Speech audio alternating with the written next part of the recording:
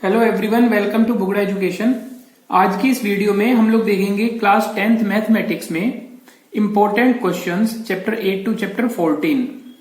ये basic standard आपने कोई भी पैटर्न लिया हुआ है उन दोनों के लिए इक्वली हेल्पफुल है। ये पार्ट 2 है। पार्ट 1 हमने आप लोगों के लिए अपलोड किया था, जिसका लिंक हम आप लोगों के लिए डिस्क्रिप्शन बॉक्स में अवेलेबल करा देंगे, आप वहां से देख सकते हैं।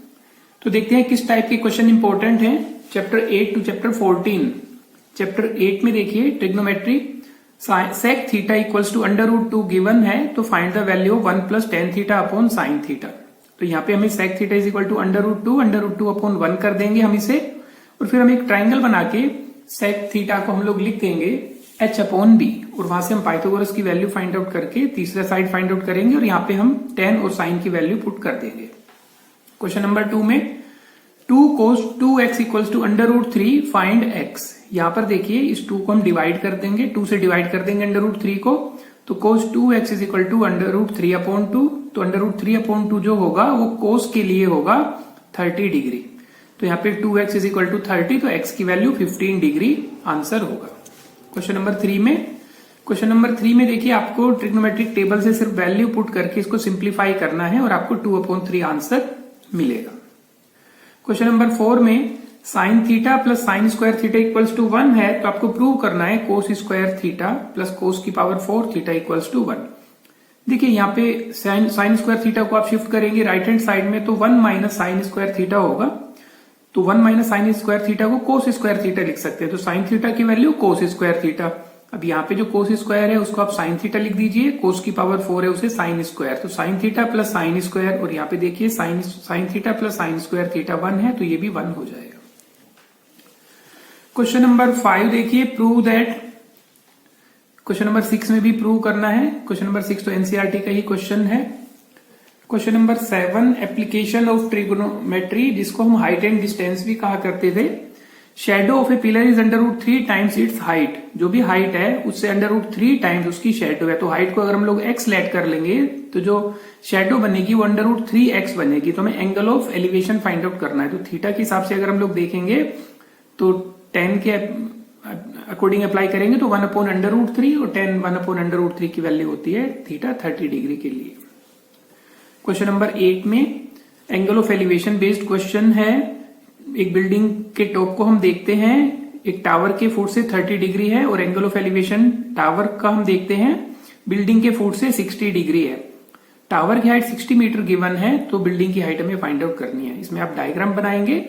डायग्राम कुछ इस तरह से बनेगा कि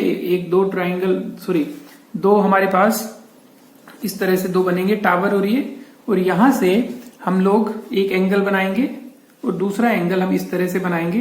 तो यहाँ पे दो ट्राइंगल बनेंगे और दोनों को ही सोल्व करके हम लोगों ने वैल्यू फाइंड आउट करनी है। क्वेश्चन नंबर 9 में shadow of a tower when the angle of elevation of the sun is 45 degree found to be 10 metre longer than when it was 60 degree. जब 60 डिग्री था उससे 10 मीटर ज्यादा उसकी shadow बनती है अगर 45 डिग्री है तो हमें फाइंड आउट करना है हाइट ऑफ द टावर। यहां पे आपको अप्लाई करना है √3 is equal to 1.732। Question number 10 में एक थ्योरम है सर्कल की कि किसी भी एक्सटर्नल पॉइंट से जो हम टेंजेंट बनाते हैं वो इक्वल होंगे। इसमें आप इन दोनों ट्राइंगल्स को कॉन्ग्रुएंट प्रूव करेंगे और हमारे पास आंसर आ जाएगा।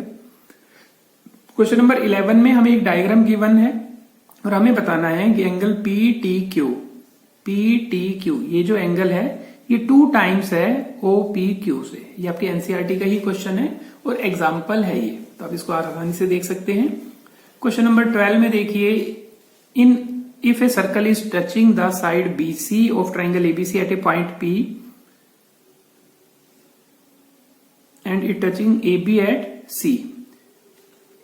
AB को वो C पे टच कर रहा है और BC को वो P पे टच करता है, and AC produce to Q। AC को हमने Q तक प्रोड्यूस किया। इसमें देखिए यहां पे एक पॉइंट जो है वो P होगा। अब इस तरह से आप कर सकते हैं प्रूव दैट AQ की जो वैल्यू है वो हमें बतानी है पेरीमीटर ट्राइंगल ABC का हाफ होगा।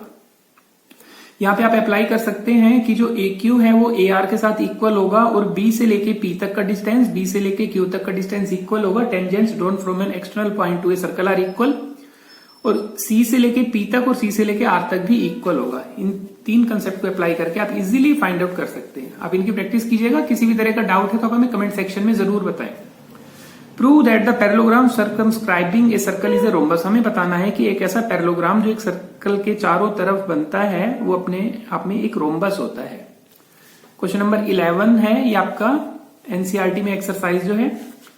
If the area of a circle is numerically equal, circle का जो एरिया होगा पाई आर स्क्वायर वो इक्वल है ट्वाइस इट्स सर्कमफ्रेंस, मतलब 2 पाई आर का double, that means 4 pi are.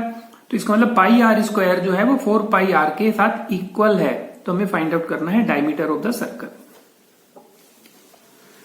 Question number 15, a कोड of a circle of radius 15 centimetre subtends an angle at 60 degree at the centre. 60 degree centre पे angle बनता है, radius 15 centimetre है। Find the areas of the corresponding minor and major segments of the circle. Circle के minor और major segment जो बनेंगे हमें उनका एरिया फाइंड आउट करना है। यहाँ पे जो ट्राइंगल के लिए हम अप्लाई करेंगे वो इक्विलेटरल ट्राइंगल का अप्लाई करेंगे, √3/4 मल्टीप्लाई साइड स्क्वायर, पाई की वैल्यू 3.14 और √3 की वैल्यू 1.73 पुट करना है। क्वेश्चन नंबर 16, ये भी आपका एनसीईआरटी बेस्ड क्वेश्चन है कि शिप्स को वार्निंग के लिए एक रेड कलर की लाइट एक सेक्टर में 80 डिग्री एंगल के साथ स्प्रेड की जाती है, जिसका रेडियस बनता है 16.5 किलोमीटर। हमें बताना है वो एरिया जहां पे जो शिप्स है उनको वार्निंग मिलती है।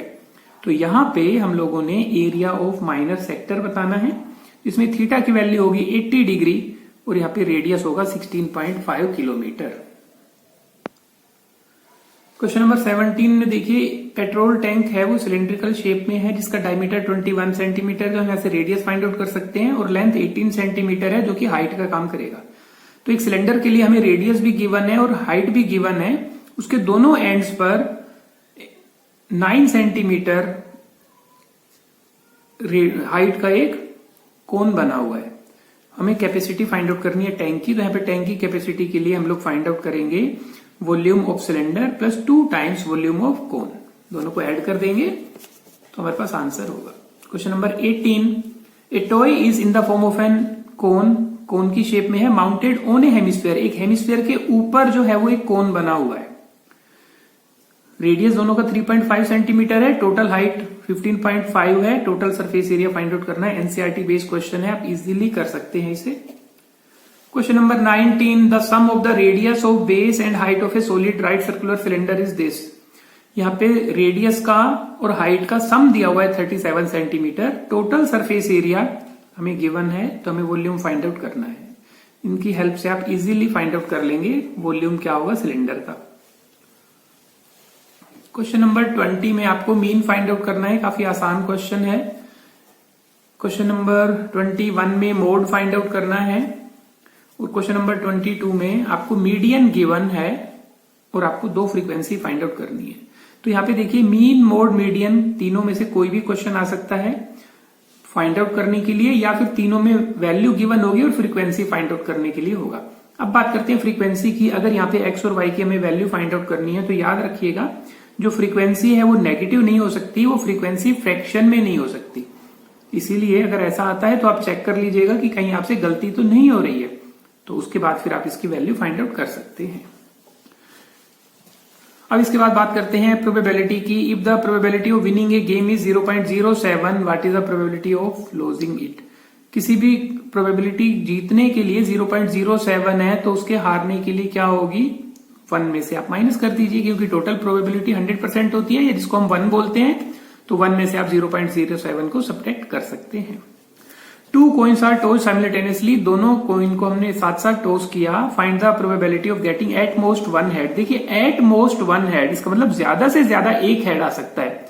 तो हमें 1 हेड लेना है या 1 से कम हेड लेना है, मतलब 0 हेड के लिए हमें बताना है और 1 हेड वाले काउंट करने हैं, और उसके हिसाब से हमें बताना है। टोटल आउटकम्स हमारे यहाँ पे 4 हो जाएंगे। Find the probability that a number selected at random from the numbers 1, 2, 3, 15 is multiple of 4। हमें ये बताना है कि अगर हम 1 से लेके 15 तक में से एक नंबर सेलेक्ट करें, वो मल्टीपल ऑफ 4 मतलब 4 की टेबल का होना चाहिए। तो देखिए 4, 8, 12, 3 नंबर हो गई है, 3/15, तो 3/15 का answer 1/5। A letter of English alphabet is chosen at random. What is the probability that the chosen letter is a consonant? अब देखिए टोटल मिला के 26 हमारे पास इंग्लिश अल्फाबेट के लेटर्स होंगे, जिसमें से कॉन्सोनेंट होंगे 21। So probability of getting consonant is 21/26।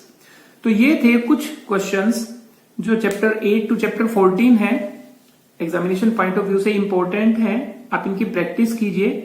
किसी भी तरह का डाउट है तो आप हमें कमेंट सेक्शन में बताइए। इस वीडियो को अपने फ्रेंड्स के साथ शेयर कीजिए कि उन्हें भी इनका बेनिफिट मिल सके। And once again all the best for your examination.